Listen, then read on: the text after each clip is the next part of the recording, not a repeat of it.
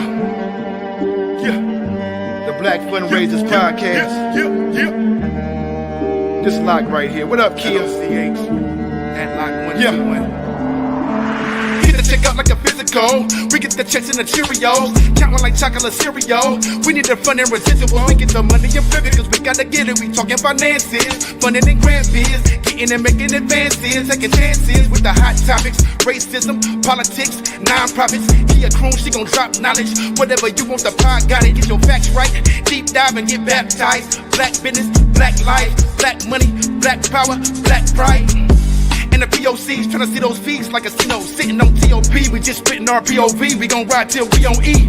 We pushing the pedal, we over the limit. We never gon' settle. We been with the business. Every episode is gon' be the realest. Every week you gotta pay us a visit. Come on and hang, hot as a flame. Hating is lame, taking the aim, changing the game, staying our lane, breaking the chains, making it rain, making it hurricane. Kia Croon, now you heard the name. The Black Fundraisers Podcast. That's on everything. Hey out there. It's your favorite fundraiser, Kia Croon, and I am the president and CEO of Kia Croon Fundraising and Philanthropy. I am joined by Kristen, excuse me, my country grammar gets in the way sometimes. Kristen James, a renowned international global, I should say, side hustle success coach. And we are talking about something very important, which is cultivating your side hustle or your side business while fundraising. Welcome to the Black Fundraisers Podcast. Kristen, how are you? Thank you for having me. I am so good, Kia, and I'm so excited to have this conversation, very necessary conversation with you today. Very necessary. Yeah. And this is an unscripted, no holds barred conversation we're getting ready to have for the next few minutes. This has not been edited. We taking it from our hearts and minds right to your ears. Perfect. Okay. Yes. And hoping that some gems will resonate, because I want to talk about something I've been seeing over the last couple of weeks. But you know me, before I get into it, I have to let you know a couple of things. This episode is being brought to you by Etutu Apothecary and Tea Room. Yes, I'm a fundraiser. Yes, I'm a folk herbalist. And yes, I own a tea business where I curate these beautiful artisan tea blends that are sure to bless. So you can learn about them at www.etutuapothecary.com and see what I got going on. I'm sure I have something in store that you will love, absolutely love. And I want to just give you a quick reminder that Etutu is hosting its second annual self-care retreat. In August, we are going to the beautiful island of St. Lucia. You want to check that out. We've still got a couple of seats, a couple of rooms. We have introduced both a single occupancy and double occupancy option for those of you who want to go. And we do have payment plans available. I want to talk to my sisters out there that are watching this. You know, this retreat situation, this isn't a cash cow. This isn't about selling something that's, you know, an experience that's going to put, you know, money in my company's pocket, as much as it is about providing you with some resources and supports to help you to center, right? Because I'm talking to a lot of sisters that are not centered, right? For a few reasons, one of which we're getting ready to talk about. So this is an opportunity for you to center and for you to reimagine how you allow the ebb and flow of life to impact you. I don't have it all together. And I'm not going to sit here and lie like some of these retreat people and these self-care and coach gurus. I still nuck if you buck on the wrong day. You know what I'm saying? And I still say hallelujah and hosanna. You understand what I'm saying? And repent for it. But I'm learning to live in Itutu, which is Yoruba for peace, calm, and tranquil. And we deserve to have that as our centering, right? So I just want to invite you to this opportunity. So, Miss James, Yes, ma'am. let's get into it. Can I Please. tell you what I've been seeing? Okay, let's talk about it. What I've been seeing in the fundraising space, so many beautiful women, Black women, Mm, are gifted and skilled in fundraising. They have a business on the side, right? You know, yeah. because they're working full time as a frontline fundraiser or maybe a major gifts officer or a grant writer, etc., right? And they have these ambitions to do this for themselves, for their business, simply because they like the work.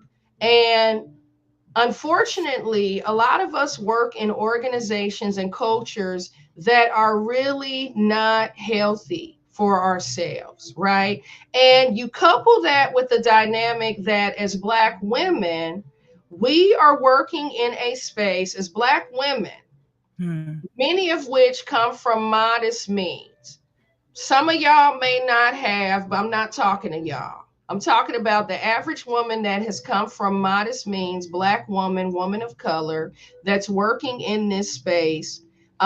There's this power dynamic where, in most cases, the people that are writing the checks to these organizations we're championing and procuring funds for, these tend to be white folks, you know, mm, high net worth individuals. Are there exceptions? Yeah. Are there Black philanthropists? Absolutely. But 9 times out of 10, these higher net worth individuals are white. And, you know, there's that, and there are the implicit biases that everybody has, right? That individual is bringing to the conversation about money and how their gift can support an organization. So there's still that power dynamic, right, which rests on the shoulders of this sister, this Black woman, this woman of color, right? And if we're not careful, doesn't matter how consummate and how good we are at what we do, you yeah. know, it still shows up, right? And it's always that thing coupled with that lack of inclusion that we're experiencing in these workplaces, in these advancement offices, in these firms, right? So we dream about being able to do the work that we love, but on our terms, right? But when you have things happening like what we've seen play out over the last several weeks, and we've seen people being laid off from government jobs and fired, it does something to us, you know, where it's very sobering, like, uh-oh, you know, there's some volatility going around. Let me be a good little fundraiser and neglect, you know, the side business that I want to cultivate. And I just want to focus on what I'm doing. And that could be true for anything. I'm talking to Black women that have what are totally viable businesses that are feeling real blessed and highly favored that they haven't been fired. And I get it, but the focus has shifted from, okay, I want to work and show up at my job, but I also want to commit and devote time to cultivating this business. This is what I'm seeing. I'm seeing women shrink, right? Particularly Black women Mm, shrink yep. and forego even so much as cultivating that idea and just totally focusing on, you know what, I just want to be a full-time worker and keep my head down. And because I'm internalizing all of the stressful stimuli that's around me, what do you say to that? That is a loaded question, and it's so concerning that that is happening and it continues to happen.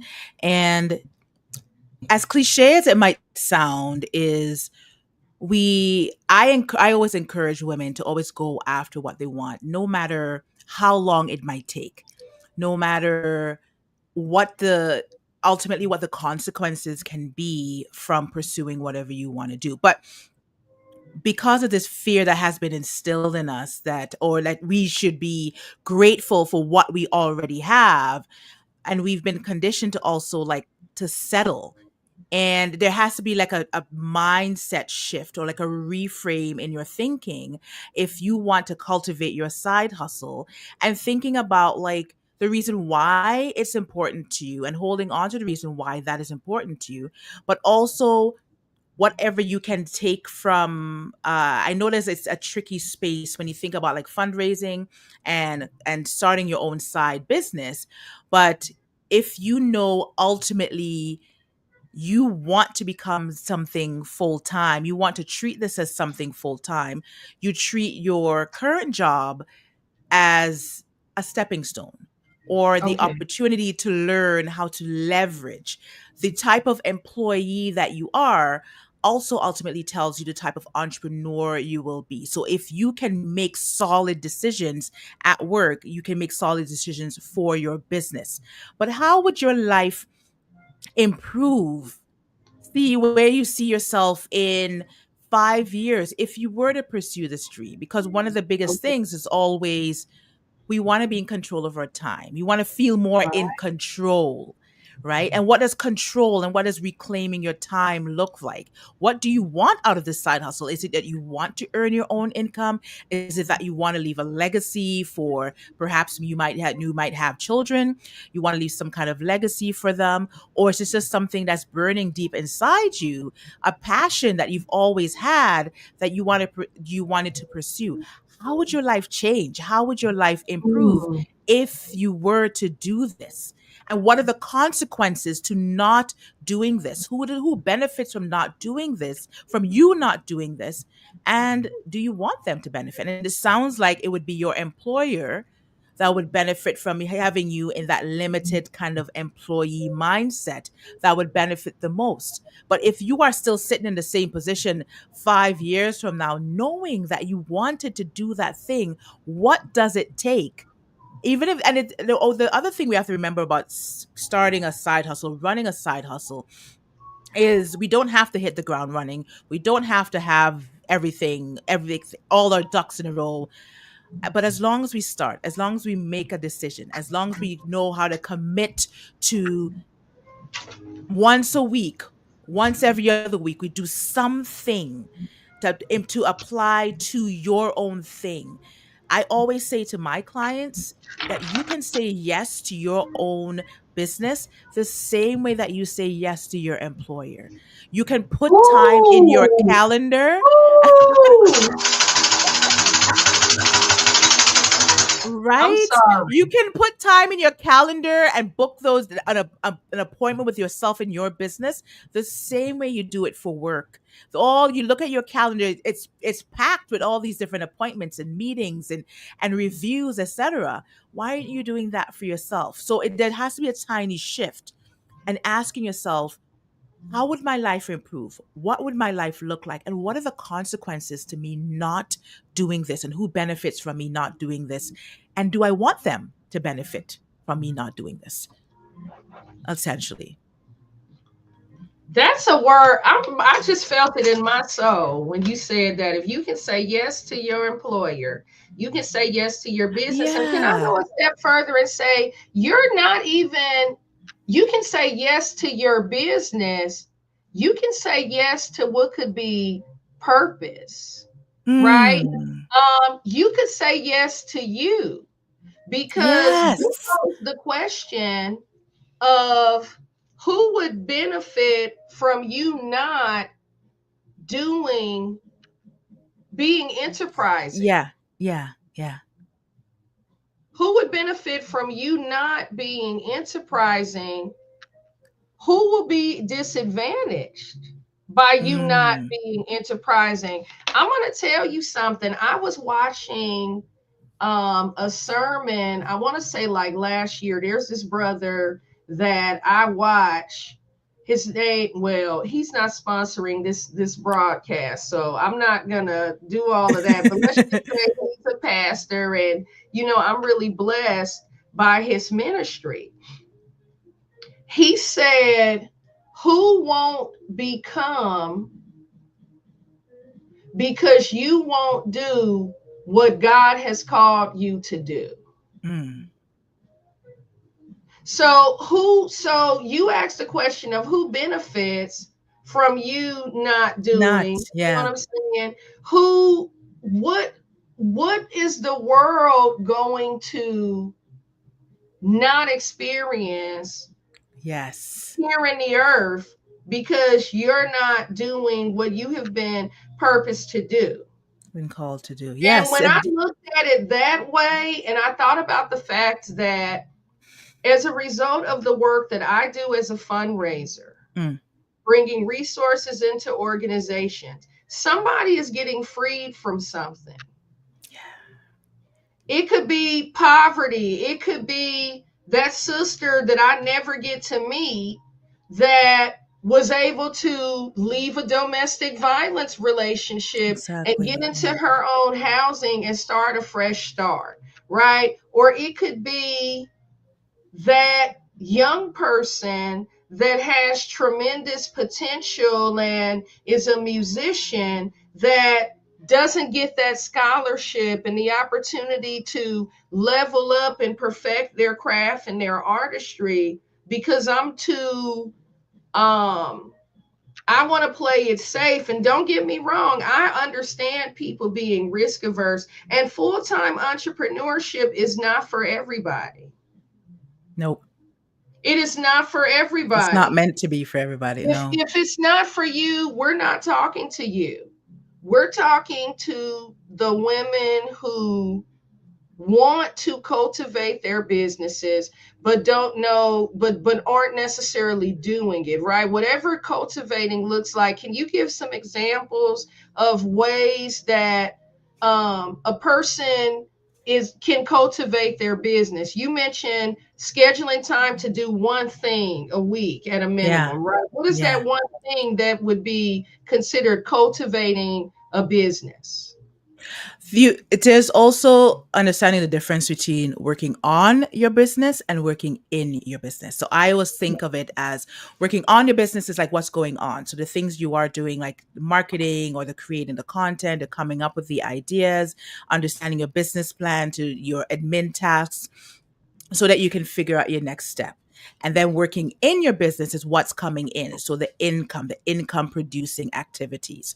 So typically you have to start off by working on your business in order to work in your business. Sometimes just as, especially when we're starting out, we have to work on our business more, but figuring out how much time you can commit to working on your business, and also what you want from the business. Like you said, we're not talking to the full-time entrepreneurs, we're talking about the ones who are trying to cultivate something on the side. What is your, I like to think of it as a year. So what do you want to have your big goal by the end of, we'll go with 2025. What is your big goal by the end of 2025? And then reverse engineer that now to say, if this is where, or you see yourself earning a certain amount of income by the end of the year, what do you need to do in order to get there? So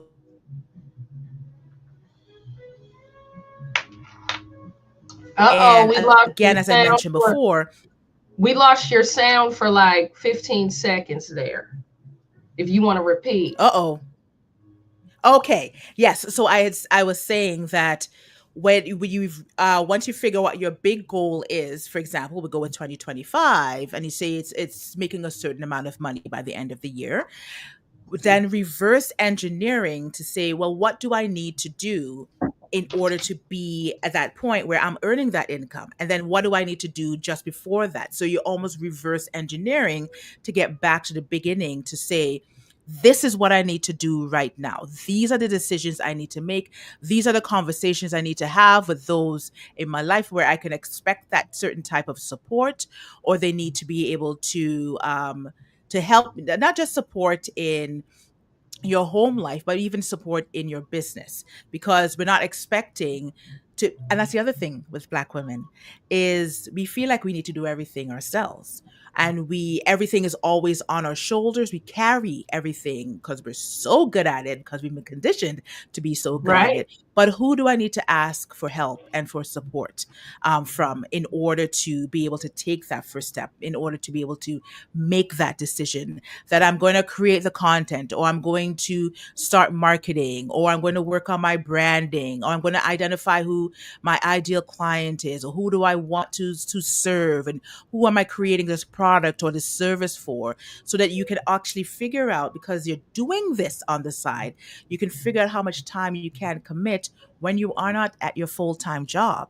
And it's okay if you only have an hour a week, or even half an hour a day, and you do that every single day in the week.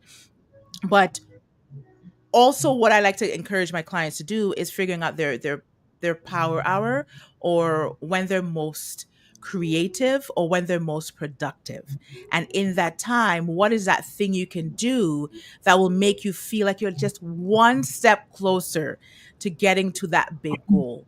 We don't have to have everything figured out. We don't have to have everything sorted, all our ducks in a row. As long as things are aligned and they make sense for you, they feel good for and to you, and you're making that one decision for yourself confidently. Start with one thing, and then knock that one thing. The to-do list will always have 100 items, but you can have 100 kind of half done things you're thinking about, or there's one thing on that list you can knock off, and then that means you have 99 more things, and then 98, and then 97.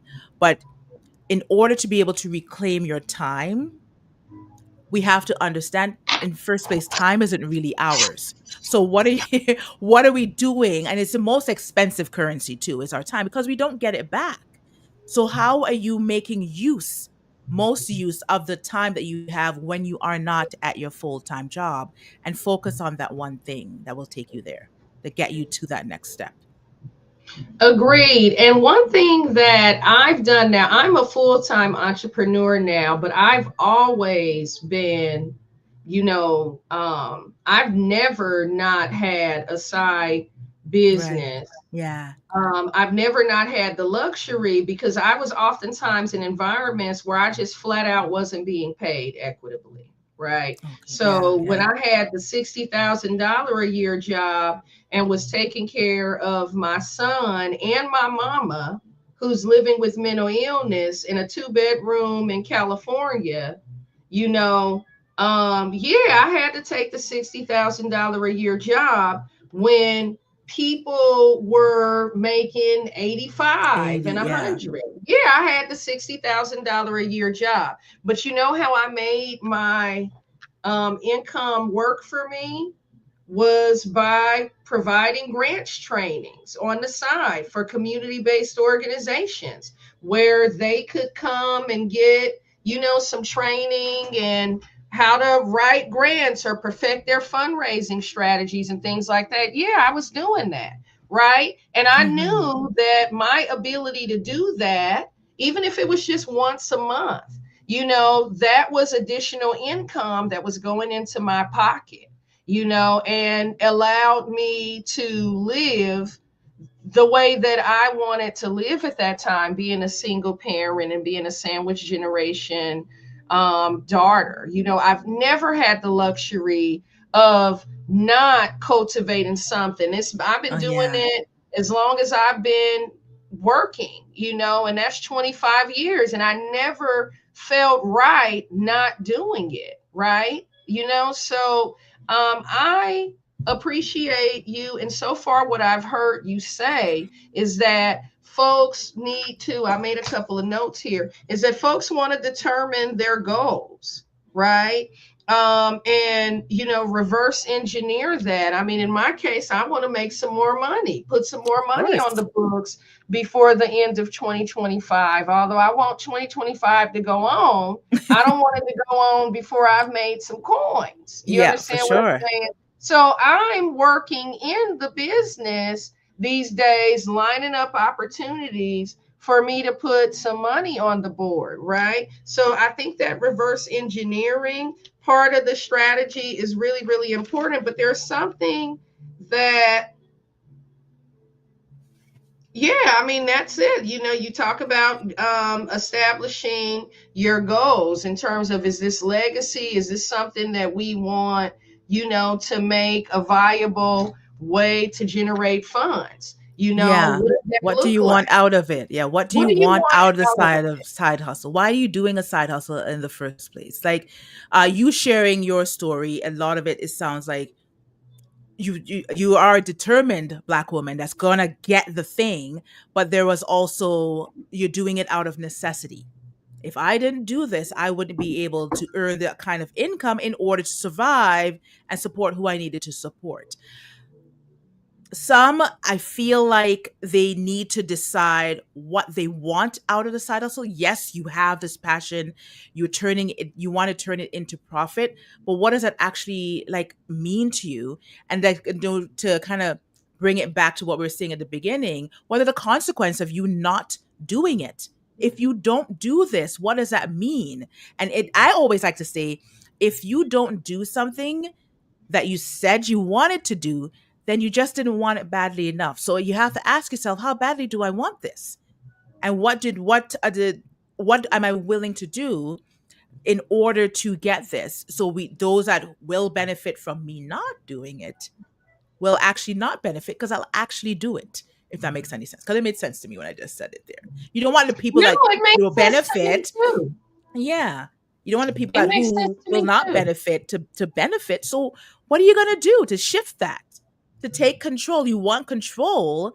So how are you going to start making that decision? And sometimes making that shift is just by making that one decision or sending that one email or saying today is the day that I sit down in front of my planner or with grab my phone, whatever it is, and I start writing some things down, taking note of some things so that I can get started. And that's where you get started. I always talk about the 0 to 100 mentality, where we're at 0 and our minds are at 100. And I gotta get this, and I have to have this, and I have to have the website, and I have to have the clients, and I have to blah blah blah blah blah. And it's like, hang on a second, you have skipped steps 1 to 99 in order to get to 100. Come back to 0 and figure out your step one. So, what is your step one? Is the most important question. I love it, and I'm so grateful. What do you want to leave with our entrepreneurs here that may be listening, particularly Black women who are the largest demographic of our Mm. viewers, the larger part of our viewership? Um, what would you say to them in parting? But other than sending a big hug to everyone, is if there's something that you want to do, just remember that you are doing the world a huge disservice by not sharing your talents, not sharing your passion, not pursuing your passion. Who do you want to serve? We all have this sense of servitude. So who do you want to serve so that you're not doing a world and yourself a disservice by sharing that passion and that purpose with everyone else? We all have a passion. Pursue it, however that looks like for you. And how do our viewers find you and connect with you? My website is christenjames.com, ChristenN James.com, or I'm on LinkedIn. I love hanging out on LinkedIn. And I also have a podcast called Side Hustle Growth, where I talk about all these things, sharing tips and tricks and guides and anything you need in order to wherever you are in your side hustle journey, there's something for you on the Side Hustle Growth podcast.